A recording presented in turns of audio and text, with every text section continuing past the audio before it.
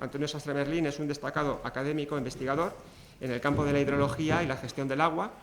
Su carrera profesional se ha desarrollado principalmente en el ámbito universitario, específicamente en la Universidad de Alcalá, donde ha ocupado el cargo de profesor titular de hidrogeología, gestión del agua y evaluación del impacto ambiental. Obtuvo su doctorado en la Universidad Complutense de Madrid en 1978, con una tesis titulada Hidrogeología regional de la cuenca terciaria del río Alberche, dirigida por Ramón Llamas. A lo largo de su carrera ha dirigido numerosas tesis doctorales en temas relacionados con la hidrología, hidrogeología, calidad del agua y gestión de recursos hídricos. Continúa en activo en el ámbito académico como profesor honorífico de geodinámica externa en la Universidad de Alcalá. Su experiencia y conocimientos siguen siendo valorados en la comunidad científica, especialmente en temas relacionados con la gestión del agua y la protección del patrimonio natural. Su compromiso le ha llevado a ser miembro de la Fundación Nueva Cultura del Agua y presidente de la Asociación Ojos de Guadiana Vivos, en la que continúa siendo miembro activo. A continuación, pues, nos presentará una ponencia titulada Aproximación a una nueva cultura del agua para el Alto Guadiana. Vamos a poner aquí esto. Ya, te dejo. Sí, ¿ha cogido puntero? Poner el micro porque aquí atrás no se oye nada. ¿No está puesto? Sí.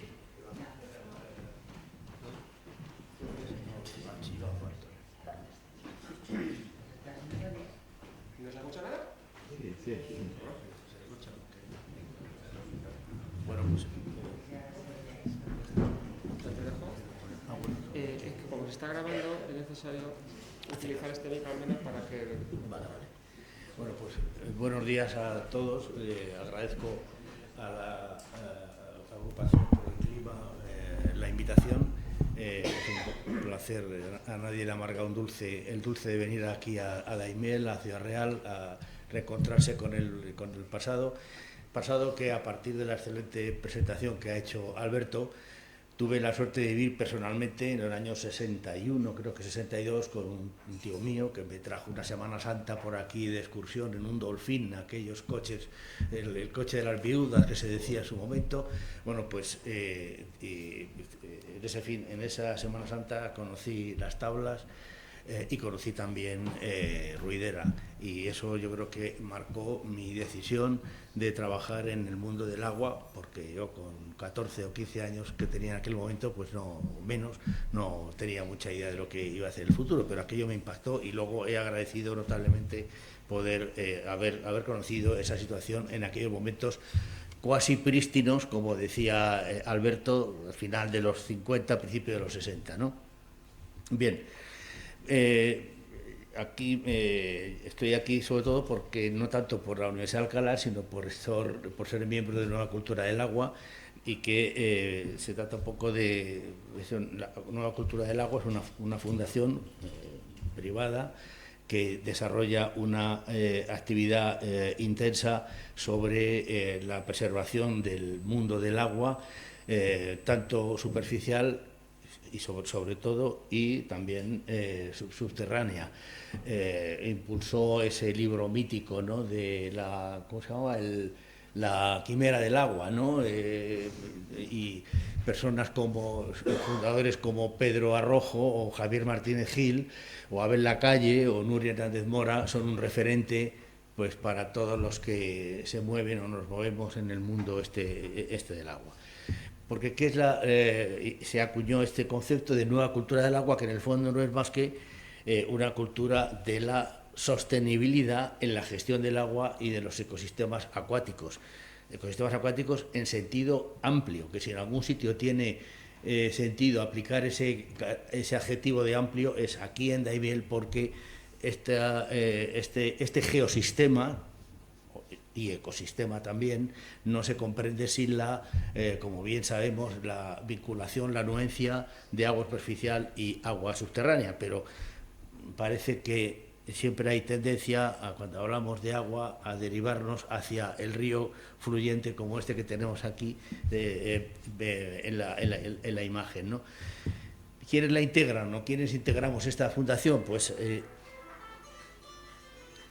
la integramos personas con experiencia en el mundo del agua, tanto de España como de Portugal.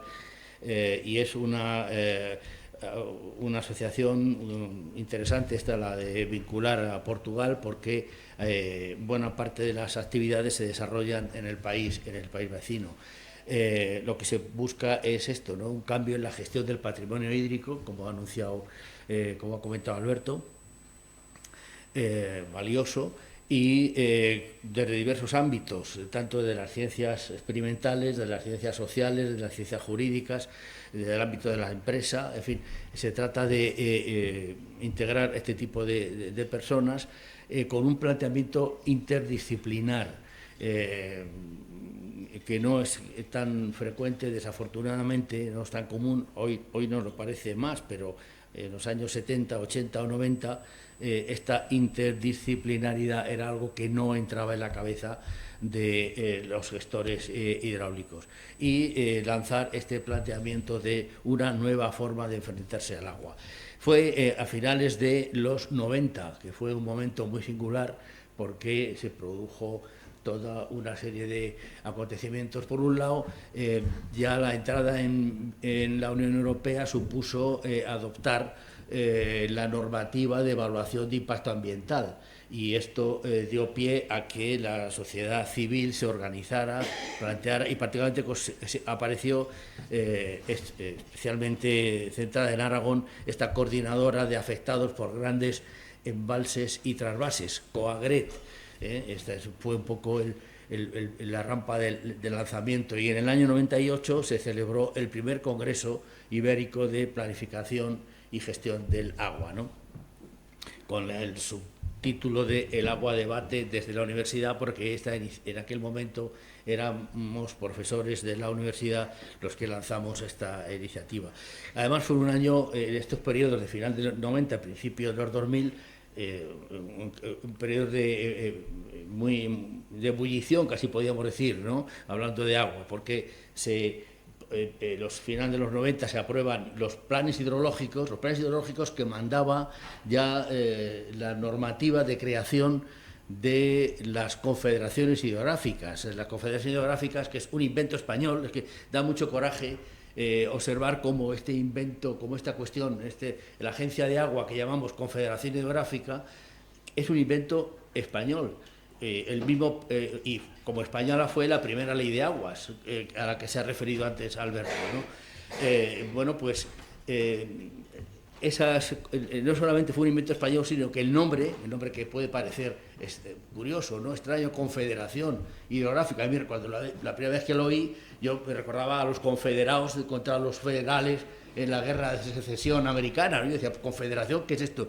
Bueno, pues claro, el término confederación hace alusión a agrupar a los usuarios en la toma de decisiones. Y además, para Mark Inri se llamó inicialmente, todo esto lo fundó un tipo muy singular, Manuel Lorenzo, el impulsor, Manuel Lorenzo Pardo, que fue el impulsor del primer plan de obras hidráulicas en el año 30, y que además hace un inventario fantástico de los humedales españoles en ese momento, 31 creo que es, o sea que, y es una pieza clave para hablar de referenciar los humedales actuales o lo que queda de ellos frente a lo que había en estos momentos prístinos, como antes se comentaba. Bueno, pues además en ese momento, hasta el año 36, desafortunadamente, estas confederaciones se llamaban confederaciones sindicales hidrográficas, para remachar la intención de sindicar, de agrupar en torno al fin de preservar. Y además, Manuel Lorenzo Pardo impulsaba la idea de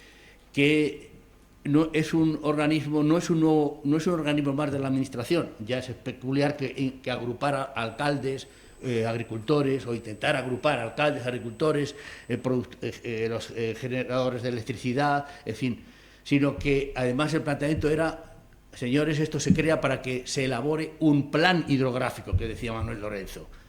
Pero estamos hablando de los años 30, en los años 50 se crea la primera confederación, la del Ebro, 56, para más detalle, y sin embargo, ningún gobierno de los de entonces, ni de los casi hasta ahora, fueron capaces de generar un plan hidrográfico, como os decía, el planteamiento inicial. Y eso se produjo ¿cuándo? Pues en el año, a final de los 90, en el 98, 99 se plantean los primeros planes hidrológicos de Cuenca, que tenían, y se planteaban con una vigencia de 20 años, con un horizonte de análisis a los 10 primeros años. Claro, todo eso se trastocó con la incorporación de España a la Unión Europea y, sobre todo, a partir de la Directiva Marco del Agua en el año 2000, que ya obliga a que sean planes con una determinada homogeneidad y, además, nada de 20 años. Como dice el tango, no son nada, pero sí que son mucho en el mundo del agua,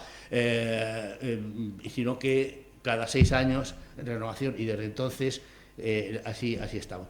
En aquellos momentos se planteaba el debate de si había que hacer primero un plan de cuenca o un plan hidrológico nacional. Hubo un debate muy intenso y se alumbró finalmente en el 2001 ese plan hidrológico nacional, que fue también otro aldabonazo para el lanzamiento de la nueva cultura del agua. Bien, ¿qué nueva cultura del agua qué pretende? Pues una cultura de la integración de disciplinas, de esos enfoques parciales, de pasar del enfoque parcial o sectorial a una visión transdisciplinar, y una integración de ámbitos científico, técnico, de gestión, de participación ciudadana, etcétera, ¿no? Además, una cultura de integración entre administraciones y entre políticas. Y máxime, como en nuestro caso, las competencias reales sobre el agua y el mundo que la rodea está partida entre la administración central y la administración regional, y eso es una asignatura ciertamente pendiente de nuestra forma de enfrentarse a la gestión del agua, y lo que trata un poco en la nueva cultura de actuar a veces de vínculo de unión cuando se producen planteamientos extremos entre una y otra. Y también en ese ámbito de la integración, integrar aguas superficiales, aguas subterráneas, aguas de transición y aguas costeras. Y una nueva forma de gobernar, la necesidad de tomar decisiones, la necesidad de una gobernanza, pero considerando a los nuevos actores sociales, cada vez, en principio, con más peso y bajo la perspectiva de la transparencia, de la gestión democrática y de la participación ciudadana. Y también, y no menos importante, es los aspectos patrimoniales del agua. Cada vez hay más, yo tiendo a utilizar cada vez más el término patrimonio hídrico y cada vez menos el término recurso hídrico, porque yo creo que todo recurso hídrico de la vieja usanza es auténtico patrimonio hídrico que conviene valorar. Por tanto, aspectos patrimoniales de identidad personal, de identidad colectiva, de identidad de ríos y acuíferos, y de aspectos emocionales, lúdicos y culturales, como se quiere inferir de esas dos diapositivas, esas tres imágenes que ahí se ponen, ¿no? Desde disfrutar del agua a esos recordatorios de esos descensos, de esas maderadas, descendiendo desde la parte alta de los ríos a las partes bajas, al mar. Defiende este tipo de, que sea un poco el diario, ¿no? Un tejido social, en definitiva, en torno al agua, la inevitabilidad de la gobernanza, de tomar decisiones previamente consensuadas o al menos contrastadas, y dar de la importancia que merece al plan de gestión. Ahora estamos en el tercer ciclo de planificación, desde el año 22, y bueno, por lo menos se puede decir que hemos empezado a ser puntuales, porque es que los dos primeros, sobre todo el primero, según mandato de la Directiva Marco, fue una auténtica broma, pero de una cosa espectacular, sobre todo en las cuencas más conflictivas. El Tajo, Segura, de repente aparecía en la página de la Confederación el borrador del plan y de repente desaparecía, había que te daban el queo, y entonces hay que entrar, y a los 10 segundos se borraba, en fin, una cosa verdaderamente notoria, ¿no? Bueno, ahora por lo menos se aprueba conforme a los mandatos sesenales de la Directiva Marco. Otra idea es esta que yo pongo ahí, aprovechar las situaciones excepcionales, más allá de lamentarnos, hacer la necesidad de virtud, aprovechar para tirar hacia arriba, ¿no? En situaciones a veces complicadas, pero que generan una preocupación ciudadana o una cierta preocupación ciudadana, y puede ser un aldabonazo para conseguir lo que nos ha logrado antes, ¿no? Un debate que hay por ahí abierto, de vez en cuando sale, es si es necesario hacer un nuevo, ahora que se han elaborado ya 3 ciclos, 3 planos de gestión hidrológica, pues si es necesario un nuevo plan hidrológico nacional que aglutine a los de demarcación. Este es un debate abierto. Y en definitiva, la perspectiva de sostenibilidad desde el punto de vista de la Fundación, se pueden esquematizar en esos 4 o 5 puntos que hay marco. Las aguas subterráneas. Yo siempre digo a los estudiantes que las aguas subterráneas son como el Barça. El Barça dicen que es algo más que un club, ¿no? Pues el agua subterránea es algo más que agua, porque es agua y otras muchas cosas más que, como además no se ven o no se relacionan de forma directa con la causa, con el agua, con la forma de fluir, no se entienden y entran en una nebulosa complicada, ¿no? Por tanto, aguas subterráneas, algo más que agua. Ríos, la idea de los ríos como cuerpos vivos sí que está cada vez más cristalizada. Sí que ya se empieza a entender que un río no es un agua que fluye hacia abajo, sino que hay todo un patrimonio natural ahí metido en el agua, animal o vegetal e hidrológico, que vale la pena conservar. Que cantidad y calidad son 2 caras de la misma moneda, y que las aguas de calidad significa el respeto de esas características naturales, preservar su funcionalidad y preservar la funcionalidad de la vida acuática, porque si no, no hacemos nada. Y por último, como antes también avanzábamos, recuperación del valor lúdico, estético y simbólico de los paisajes del agua. En ese aspecto hemos tenido personas en nuestro país verdaderamente emblemáticas, ¿no? Verdaderamente significativas, desde Ramón Margalef a Fernando González Bernaldez en el ámbito de la universidad, o otras personas en ámbitos ya más técnicos de la propia decisión sobre el agua, ¿no? Y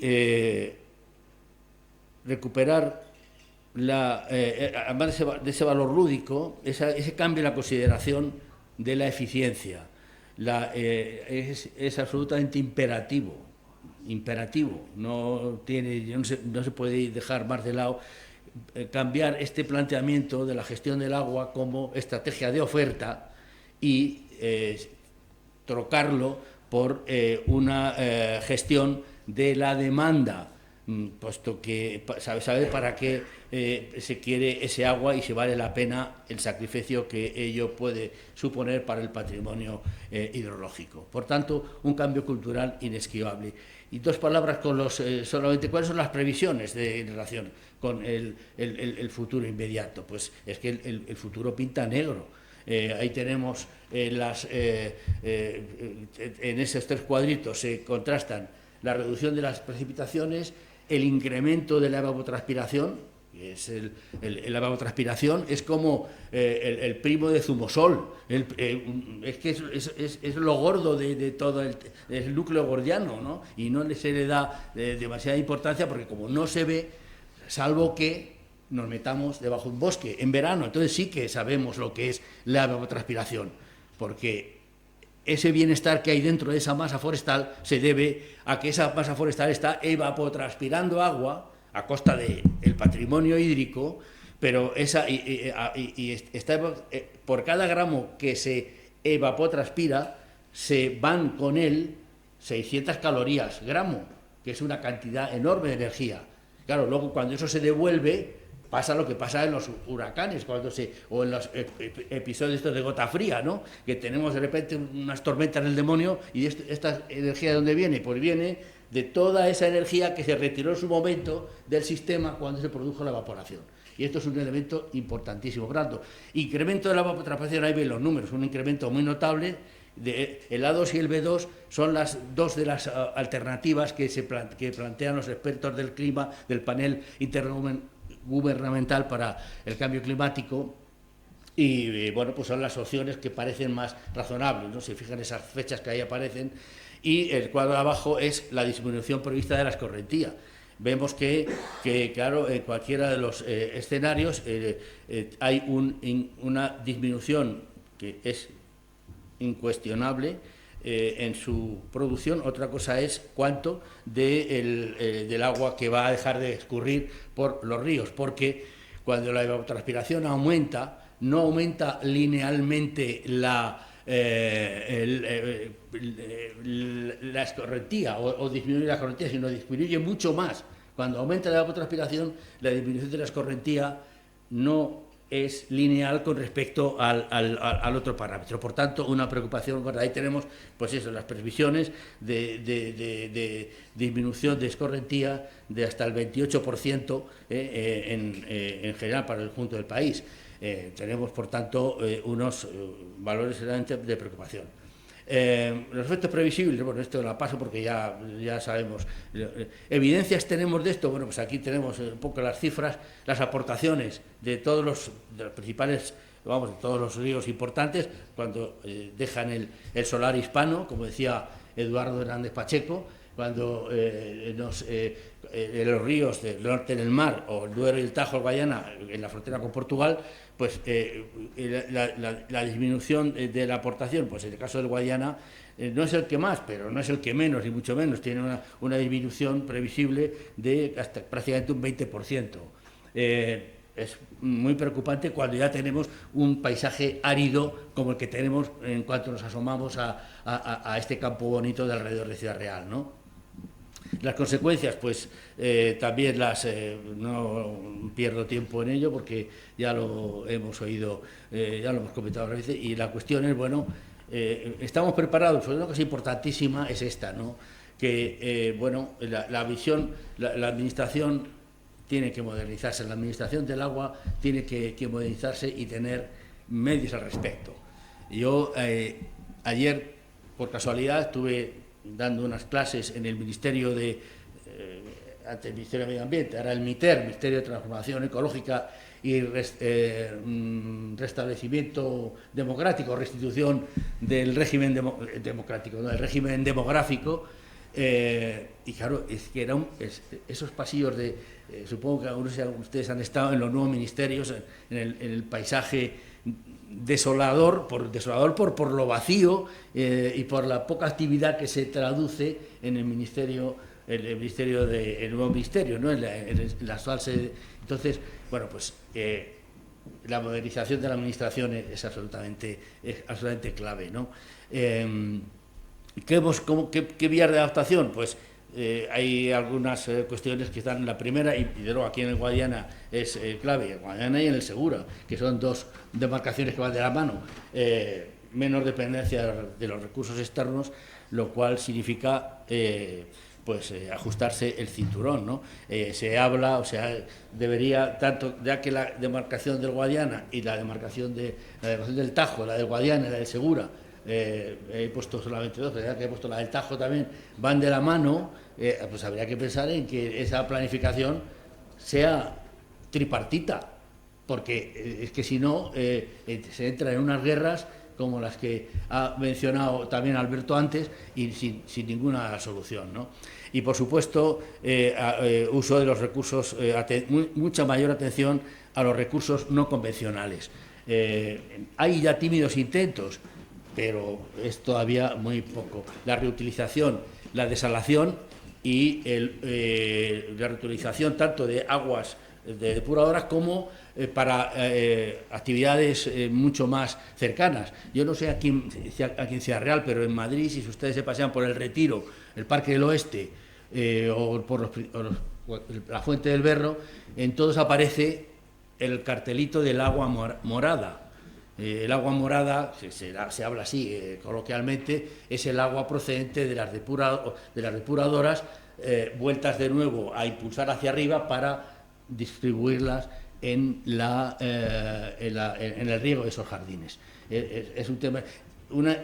Madrid hizo una inversión, esas son esas cosas absurdas, ¿no? De muchos millones de euros para dotar el sistema y luego, sin embargo, se deja que no se tiene ningún control sobre lo que ocurre con el riego de agua regenerada, porque si ustedes van a estos parques, incluyendo el Retiro, lo que se observa, sin ser ingeniero de montes, es un decaimiento del vigor del arbolado espectacular. Y no es porque el agua sea mala, el agua no es igual que con la que regaban antes el agua de Madrid, sino que lo que ocurre es que las prácticas de riego es muy diferente. Ese agua se garantiza su inocuidad, pero lo que no se puede evitar es que tenga más nitrógeno y más fósforo, y con lo cual es agua mucho más fértil. Y al ser muy fértil, el césped, que es el modelo de jardín que nos gusta, el césped fenomenal, da palmas con los pies, pero lo que está debajo, la vegetación arbustiva o la vegetación arbórea, las pasa canutas, porque se traga el recurso el otro, el de arriba, como siempre. El de aguas arriba siempre tiene razón, como dice el refrán, ¿no? Que diga lo que diga el magisterio, la razón la tiene el que está en el ministerio. Pues un poco esto es, pues lo que pasa ahí es lo mismo, ¿no? Los de arriba se quedan con los de abajo, cosa que no ocurre en Castilla-La Mancha, porque Castilla-La Mancha tiene una posición prioritaria controlando la cabecera de varias cuencas, pero ahí el refrán que les he dicho no es de aplicación. Bien, bueno, diversificar el productivo. Yo creo que el regadío, como tantas otras actividades económicas, hay que internalizarlo, hay que internalizar sus costes. No se puede seguir pensando agua va, porque es que es el 85%, cuando menos, del agua consumida va de la mano del regadío, ¿no? Actividades de futuro con menor consumo de agua y mayor valor añadido. Reorientación del sector agrario. Cada vez se habla más de volver a poner en actividad el secano. Es un tema complicado, pero la verdad es que las cosas vienen como son. Y aplicar esas medidas de gestión de la demanda, tanto a gestión a la demanda agraria como a la demanda urbana e industrial. Y a modo de epílogo, pues como acabó mi compañero y sin embargo amigo Alberto, de decir, bueno, pues ahí tenemos, él puso unas imágenes, estas otras son la esencia, creo que es mole mocho, con y sin agua, y luego todas las, no sé si decir estupideces, en fin, todas las cuestiones que se han intentado, como Puente Navarro, ahí hecho para tratar de, es como querer coger agua con un colador, ¿no? Pues no hay forma, por mucha presa que se haga, pues al final, por unas razones o por otras, eso no funciona. Y la idea es esta, lo que he comentado desde la Asociación del Guadiana Vivo, se lanzó la idea de ampliar el parque hacia abajo y hacia arriba, especialmente hacia la zona de los ojos, pero también hacia abajo, hasta el embalse de, ¿cómo se llama? El del sur, el de Vicaria. Bueno, pues un poco esto, ¿no? Y esta idea que parecía que tal, sin embargo, pues no ha sido acogida con mucha ilusión y con mucha alegría por parte de la Administración. Estamos a la espera, como también ha comentado Alberto, qué pasa con esas medidas, a ver qué se plantea en ese documento que parece que es inminente, pero ya veremos. Y nada más, esta es un poco lo que yo les quería contar. Igual me pasa un poquito de tiempo, pero en fin, muchas gracias.